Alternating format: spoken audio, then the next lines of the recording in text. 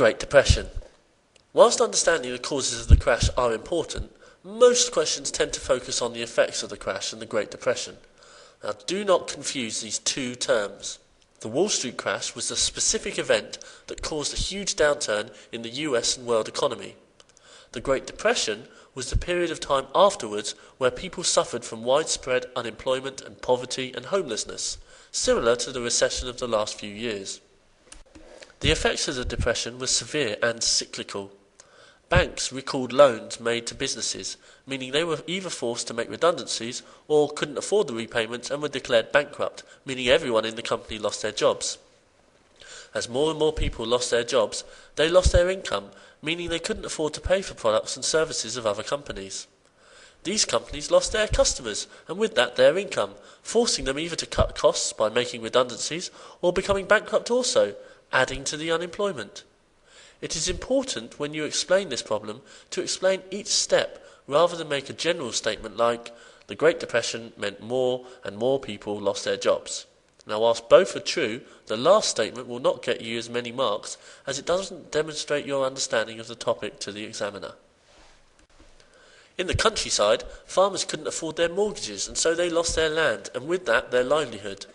Incredibly unfortunate timing, the years of the Great Depression coincided with the exceptional dry weather which turned the overfarmed, nutrient-poor soil of the American prairies into desert-like dust bowls.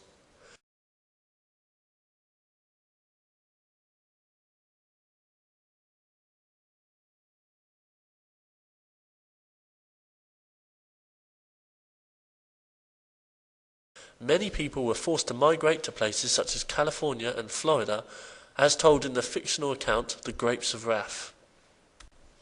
Many people blame the incumbent President Hoover for the Depression, especially as he wasn't portrayed as caring about it. In part, this can be seen as unfair.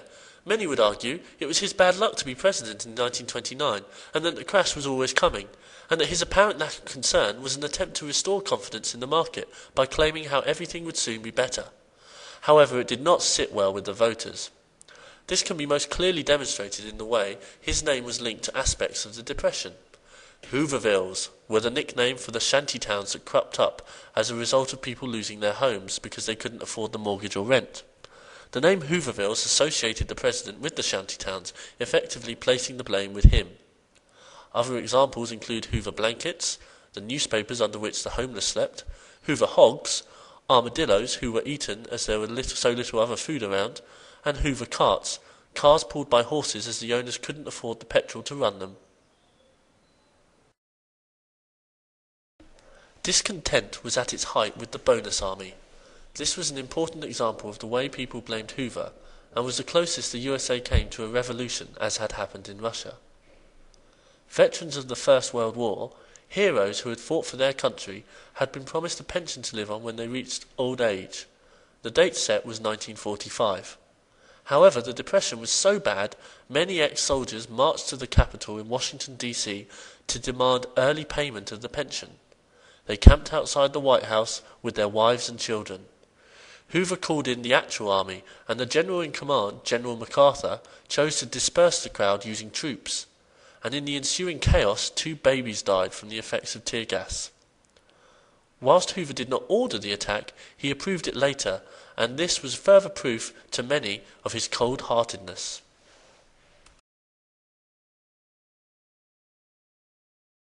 Roosevelt won the 1932 election over Hoover by a landslide. In his campaign, he promised action, and action now. Working with a panel of experts he called the Brain Trust, he put together a program of new laws called the New Deal. Now, the New Deal is a very important topic and dominates most of the second half of this unit. The New Deal had 3 main aims: relief, recovery, and reform. Relief was to relieve people from extreme poverty. Recovery, to revive the economy by getting industry and people working again. And finally, reform, to make the USA a better place for people by bringing in standardized practices and regulations such as pensions. The first 100 days of Roosevelt's presidency, he began to roll out all kinds of new laws.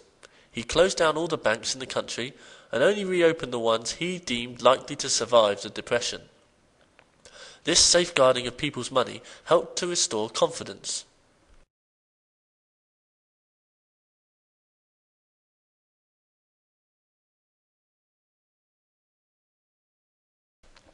He introduced many new agencies to help different sections of society. Most of these organisations' names were abbreviated acronyms and are commonly referred to as the alphabet agencies.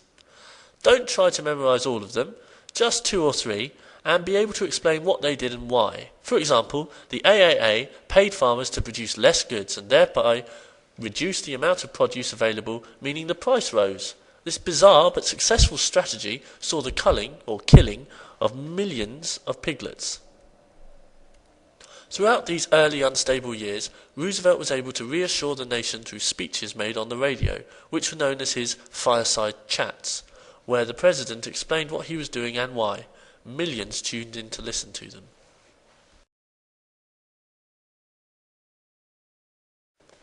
Whilst the New Deal was evidently trying to fix the problems of the Great Depression, and seemingly had many successes, it inevitably drew a lot of criticism from groups in society. The Republican Party were the opposition party to Roosevelt, much like the Conservatives are the opposition party to Labour and Gordon Brown. They opposed the New Deal partly because they believed the New Deal was too much like communism and that Roosevelt was acting like a dictator, but partly it was because of the huge amount of money it cost to run the New Deal. Business leaders also didn't like government interference in their companies. They were angry at having to pay for workers' benefits and having to adhere to codes of practice and other regulations. The rich in America resented having to pay the taxes that funded all the New Deal schemes for poorer people. And there were also some celebrity oppositions, such as Huey Kingfisher Long, Dr. Francis Townsend, and Father Coolin, the radio priest.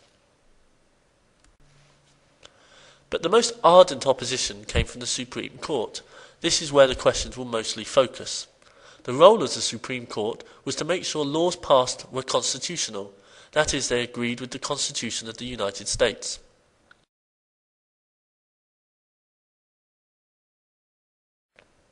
Whilst many people thought the Supreme Court as a separate entity from politics, it was in fact made up of judges who had political leanings, and most of them were Republicans. They were also old, white, rich men, 6 of whom were over 70. In 1935, they declared one of the alphabet agencies, NIRA, as unconstitutional. This was very frustrating for the president. He did not have the power to sack Supreme Court judges, but he did have the ability to appoint new ones, and so appointed 6 new judges.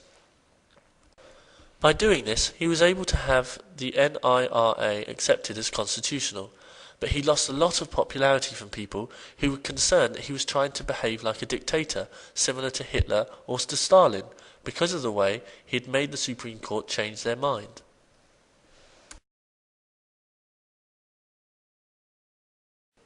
The New Deal undoubtedly had a major impact on America, but historians are undecided whether it was actually successful. Did it make life better for all Americans? Did it bring about economic recovery? And Roosevelt pumped billions of dollars into the economy to prevent the situation getting worse. And in 1937, the government started to spend less money on its schemes. Instantly, production began to fall again, and a second wave of depression hit the country. It was only after 1941, when the USA became involved in World War II and demand for manufactured goods and food increased dramatically, that the economy was lifted out of depression. However, apart from the 1937 blip, unemployment and business bankruptcies fell, and American GNP, which is a measure of how much a country produces, rose. However, the extent to which black people, Native Americans, trade unions and women benefited from the New Deal is minimal.